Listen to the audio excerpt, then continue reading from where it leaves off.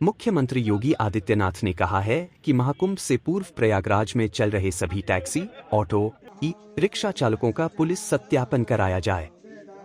UP police को intelligence को और बेहतर करने तथा भारत सरकार की सुरक्षा एजेंसियों के साथ लगातार संवाद, समन्वय बनाए रखने के निर्देश देते हुए मुख्यमंत्री ने कहा कि हाल के समय में प्रयागराज के आस-पास माफियाओं पर बड़ी कार्रवाई हुई है। यह सुनिश्चित किया जाए कि महाकुंभ से पहले उनके गुर्गों पर आवश्यकतानुसार कार्रवाई तेज की जाए। सोमवार को प्रयागराज में महाकुंभ की तैयारियों की समीक्षा करते हुए कहा कि प्रधानमंत्री ने सुरक्षित महाकुंभ की परिकल्पना की है। इसके दृष्टिगत सभी आवश्यक प्रबंध किए जाएं। सुरक्षा बलों की तैनाती के बारे में जानकारी लेते हुए मुख्यमंत्री ने कहा कि अब तक जिन 20,000 पुलिस कार्मिकों की तैनाती हुई है, उन सभी का प्रशिक्षण जरूर करा लिया जाए। सीएम ने फायर सेफ्टी, घाट सुरक्षा, चिकित्सा सहायता आदि के संबंध में किए जा रहे व्यवस्थाओं को पुख्ता बनाने के भी निर्देश दिए।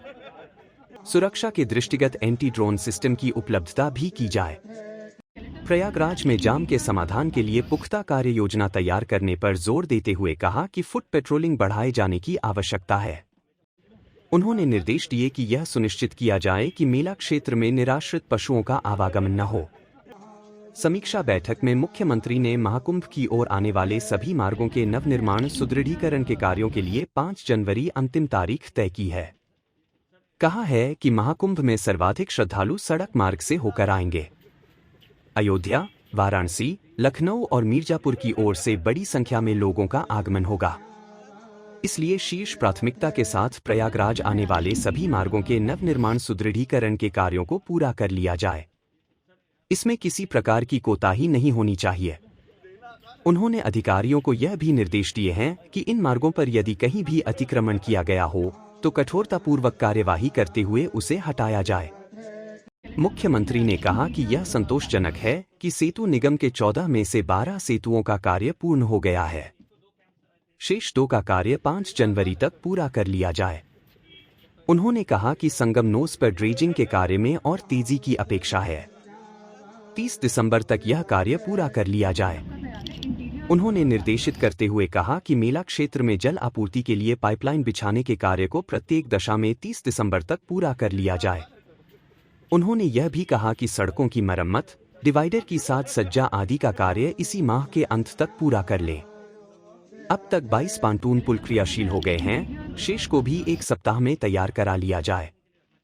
मुख्यमंत्री के इस 1 दिवसीय दौरे के साथ ही प्रयागराज नगर में सूबेदारगंज सेतु पर एक तरफ से आवागमन भी प्रारंभ हो गया। पुल का निरीक्षण करते हुए मुख्यमंत्री का काफिला सिविल एयरपोर्ट के लिए प्रस्थान किया। तय समय सीमा के अनुसार पुल की एक लेन को 31 दिसंबर और दूसरी लेन को मकर संक्रांति से पहले पूरा किया जाना था, लेकिन यह काम 1 सप्ताह पहले ही पूरा कर दिया गया। सूबेदारगंज पुल के निर्माण में 350 करोड़ रुपए से अधिक खर्च हुए हैं। जनप्रतिनिधियों और वरिष्ठ अधिकारियों के साथ आईसीसीसी सभागार में बैठक के दौरान मुख्यमंत्री ने अखाड़ों, धार्मिक संस्थाओं और साधु संतों को भूमि आवंटन की अद्यतन स्थिति के बारे में भी जानकारी ली। मेलाधिकारी ने बताया कि सभी अखाड़ों को भूमि आवंटित कर दी गई है। मुख्यमंत्री ने कहा कि नियमानुसार सभी को आवश्यक सुविधाएं उपलब्ध करा दी जाएं। नई संस्थाओं को आवंटन करने से पूर्व उनका सत्यापन भी कराया जाए। उन्होंने कहा कि महाकुंभ विश्व को सनातन भारतीय संस्कृति से साक्षात्कार कराने का सुअवसर है। यह स्वच्छता, सुरक्षा और सुविधा का मानक भी होगा। बैठक में स्वच्छ महाकुंभ की अवधारणा पर बल देते हुए मुख्यमंत्री ने जनप्रतिनिधियों को प्रयागराज की स्वच्छता के लिए आगे बढ़कर काम करने के लिए प्रेरित किया। मुख्यमंत्री ने निर्देश दिया कि महाकुंभ को देखते हुए 7,000 से अधिक बसें लगाई जाएंगी। यहां 1.5 लाख से अधिक शौचालय स्थापित किए जाएंगे। स्वच्छता पर जोर देते हुए सीएम ने निर्देश दिया कि 10,000 कर्मचारियों की तैनाती कर यहां की सफाई व्यवस्था को सुदृढ़ बनाए रखा जाए।